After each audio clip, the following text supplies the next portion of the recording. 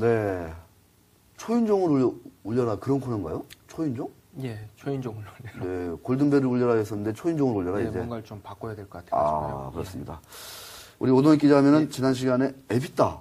예, 에비타 그렇습니다. 얘기를 참 많이 해가지고 제가 예. 에비타에 대해서 좀 한번 좀 쉽게 예. 우리 시청자분들께서 한번 설명을 한번 좀 부탁드린다라고 제가 예. 말씀드렸었는데, 어우, 기억력 좋으세요. 에비타 기억하고 계셨군요.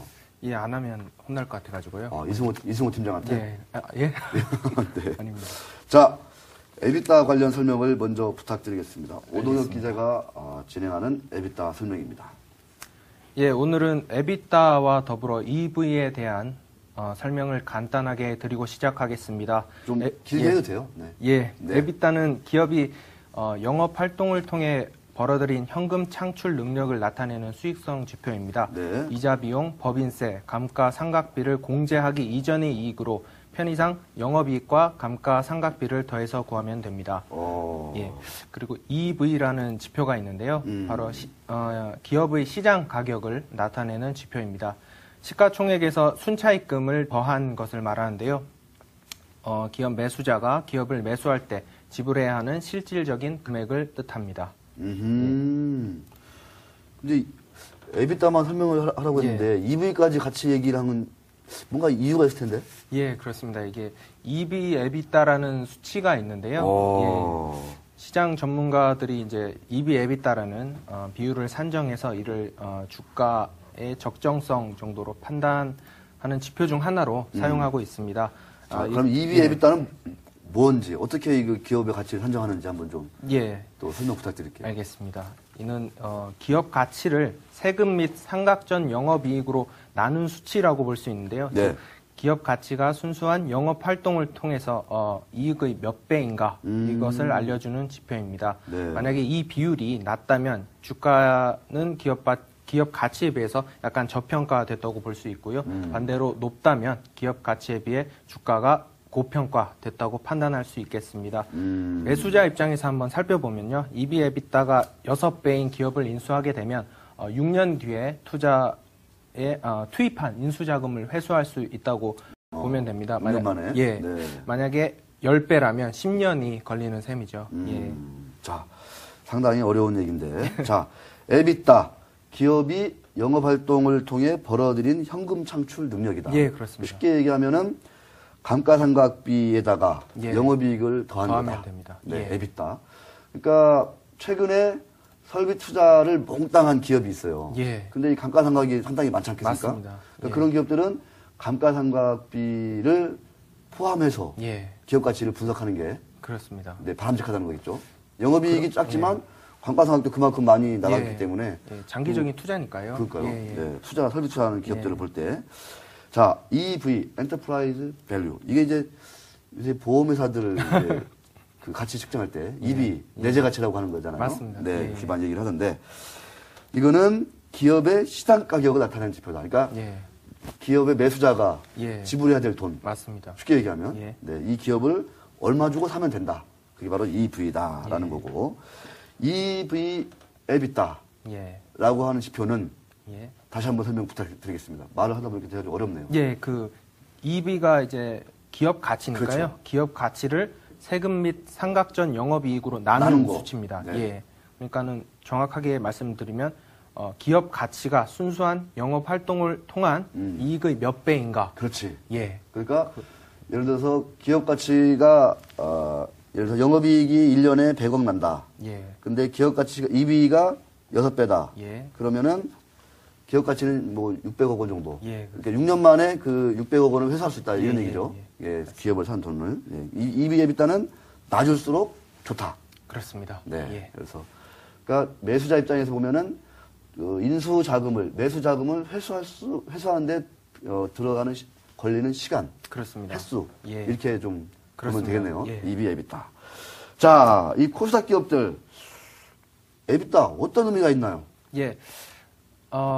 아까 말씀드렸듯이 이게 현금을 창출하는 능력으로 보면 됩니다. 그러니까 코스닥 기업들 중에서 수년간 걸쳐서 일정 수준의 에비타를 기록하는 업체는 많지 않는데요. 그만큼 안정적인 사업을 보유하고 있어야만 가능한 일입니다. 회사가 대규모 시설 투자를 집행해서 상각할 때 영업이익은 큰 폭으로 감소하지요. 네. 그리고 외환 차손 등이 발생해서 영업 외 손실들이 늘어날 경우 당기 순이익은 또 감소하게 됩니다. 하지만 이런 것들은 에비타에는 영향을 미치지 않게 되지요. 순수한 기업의 영업 능력을 나타낼 수 있는 지표라고 보면 됩니다. 네. 그러니까 에비타가 그러니까 중요하다는 거죠. 그러니까 예를 들어서 코스닥 기업들의 경우는 에비타가 장기적으로 꾸준하게 유지되는 기업이 많지 않다. 그런 거죠. 쉽게 얘기하면. 맞습니다. 네. 그래서 당기 순이익이 갑자기 뭐 이례적인 이익이 발생해가지고 큰 흑자가 난다든가 이런 거는 좀 너무 이렇게 부각시킬 필요가 없다. 그러니까 중요한 거는 영업 활동을 통한 이익이 얼마나 꾸준하게 계속 증가하느냐 이것들을 봐야 된다는 거죠. 그것도 이제 참고를 해야 된다. 참고해야 한다는 거죠. 네. 자, 근데 실제로 영업이익은 손실인데 에비타가 흑자인 기업들 이런 기업들은 평가를 할 때 좀 이렇게 좀 점수를 좀 높게 줘서 평가를 해도 된다 이렇게 볼 수 있나요? 사례를 한번 좀 알겠습니다. 분석을 한번 해주시죠. 사례로. 제가 사례를 시노펙스를 말씀드리겠습니다. 시노펙스. 첨단 모바일 부품과 친환경 포장재 등을 생산하는 회사인데요. 지난해 매출액 2,196억 원을 기록했습니다. 전년 대비 634억 원 증가한 수치인데요. 하지만 수익성이 좋지 못했습니다. 영업이익 마이너스 14억 원, 당기 순이익은 마이너스 187억 원에 달했는데요. 실적 지표로만 살펴보면 1년 새 회사가 상당한 재무적 타격을 입은 것으로 보여집니다. 그러니까. 하지만 그 시노펙스는 에비타가 플러스를 유지했는데요. 물론 2009년에 107억 원을 기록했을 때보다는 절반 이상 줄어든 39억 원을 기록했습니다. 하지만 현금 흐름 측면에서는 개선된 지표가 분명히 있었습니다. 순차입금이 전년 대비 135억 원 줄어든 450억 원을 기록했고요. 특히 순영업 활동 현금 흐름 NCF라고 하는데요. 이것은 2009년에 마이너스 44억 원에서 지난해에는 17억 원 흑자를 냈습니다. 그렇군요. 시노펙스가 영업 손실이 난 원인이 좀 많은데요. 그중 하나가 상각 비용 증가가 한 몫을 했고요. 그리고 당기 순손실 발생은 2010년에 상장 폐지됐던 자회사 모잼에서 발생한 부실을 떨어내는 작업에서 이렇게 마이너스가 많이 발생했습니다. 물론 이 시노펙스 사례를 살펴봤는데요. 영업이익과 당기 순이익은 손실이 발생했는데 에비타가 흑자고 일부 현금 흐름이 개선됐다고 해서 이것이 회사가 재무적으로 타격을 입지 않았다라고 단정할 수는 없습니다.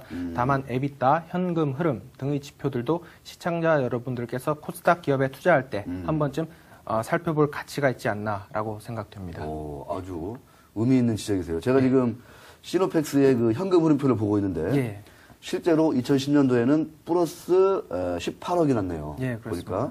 근데 그 전년도에는 마이너스 44억, 그 전년도에도 마이너스 13억. 그러니까 작년에는 현금 흐름이 플러스로 전환이 됐다. 이 얘기, 영업 활동을 통해서 회사로 돈이 들어왔다. 이렇게 좀 봐야 될 것 같습니다. 단기 순이익 이런 것들은 뭐 자회사에 대한 그 부실 처리, 그다음에 감가상각, 상각 비용의 증가 이런 것들 때문에 좀 큰 적자가 났지만 현금 흐름은 2010년도에 플러스 18억 원으로 흑자로 돌아섰다. 플러스로 돌아섰다. 이렇게 한번 볼 수 있습니다. 그러니까 이 에비타라든가 현금 흐름이라든가 이게 투자 판단을 내리는 100% 정답이라든가 기준은 아니지만 아닙니다. 코스닥 기업들 볼 때 영업이익, 당분 수익도 보고 더불어서 에비타도 한번 보시고 또 현금 흐름표가 들어가서 영업 활동으로 인한 현금 흐름이 어떻게 되는지 이것도 한번 한번 꼭 보시라 이런 말씀을 우리 오동현 기자가 해 주셨습니다. 자, 에비타와 관련된 설명 2위까지 잘 들어봤습니다. 자, 오늘은 어떤 기업 소개해 주실 건지 좀 빨리빨리 해야 될 것 같습니다. 알겠습니다. 오늘은 그 GI 바이오라는 기업을 가지고 나왔는데요. GI 바이오? 넥스트 코드라는 이름입니다. 지금 사명을 변경하기로 했고요. 15일에 사명이 변경되는 상태입니다. 아직은 아직은 넥스트 코드로 검색하셔야 나옵니다. 자, 이 회사를 소개하는 이유는 뭡니까? 그 GI 바이오가 자체적인 영업 활동은 좀 크지 않습니다. 매출액 78억 원, 영업이익 2억 3천만 원 정도인데요. 에비타도 뭐 2억 3,800만 원 수준이고요. 전년도까지는 마이너스였다가 2010년에 턴어라운드에 성공한 회사입니다. 네, 최근 시장에서 주목을 받고 있는 이유는요. 네. 자회사 지분 매각, 신규 M&A 추진 등으로 이런 이슈 때문에 최근에 주목을 받고 있습니다. 자, 예. 자회사 지분을 매각하고 예. 또 신규 M&A를 추진한다. 그렇습니다. 자, 어떤 얘기입니까? 예. 현재 넥스트 코드가 보유한 주요 자회사는요. 미주제광, 성원파이프, 유젠팜 등입니다. 예. 이 중 미주제광과 성원파이프의 지분 전량을 다음 주 중으로 매각할 계획입니다. 야, 예. 그래요? 예. 미주제광? 예. 현재 인수 후보자 막판 협상을 진행 중인데요. 네. 예, 이 두 회사의 지분을 매각할 경우 최소 300억 원의 현금이 유입될 수 있을 것으로 전망하고 있습니다. 그렇군요. 예.